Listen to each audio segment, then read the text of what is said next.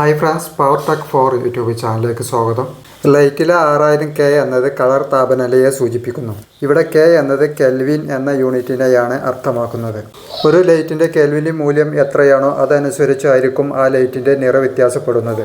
കുറഞ്ഞ കെൽവിൻ മൂല്യം ഏകദേശം 2700K, 3000K. ഇത് ഊഷ്മളമായ മഞ്ഞ കലർന്ന വെള്ള വെളിച്ചത്തെ വാം വൈറ്റ് സൂചിപ്പിക്കുന്നു.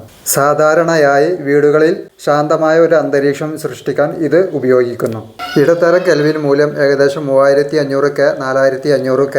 ഇത് കൂടുതൽ ന്യൂട്രൽ ആയ വെള്ള വെളിച്ചത്തെ ന്യൂട്രൽ വൈറ്റ് അല്ലെങ്കിൽ കൂൾ വൈറ്റ് സൂചിപ്പിക്കുന്നു.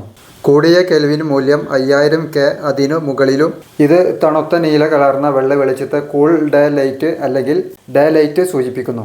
അതുകൊണ്ട് 6000K ലൈറ്റ് എന്നത് തണുത്തതും നേരിയ നീല നിറമുള്ളതുമായ വെളുത്ത വെളിച്ചത്തെയാണ് കൂൾ വൈറ്റ് സൂചിപ്പിക്കുന്നത്. ഇത് സാധാരണയായി പകൽ വെളിച്ചത്തിന് സമാനമായി അനുഭവപ്പെടുന്നു. വ്യക്തതയും ഫോക്കസും ആവശ്യമുള്ള സ്ഥലങ്ങളിൽ, അതായത് ഓഫീസ്, വർക്ക്ഷോപ്പുകൾ, വീടുകൾ, സുരക്ഷാ ലൈറ്റിംഗ് എന്നിവിടങ്ങളിൽ 6000K ലൈറ്റുകളാണ് സാധാരണയായി ഉപയോഗിക്കുന്നത്.